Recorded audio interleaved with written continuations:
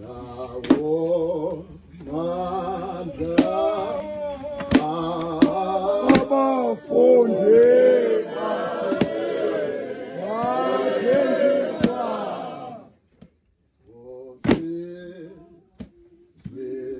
usezwise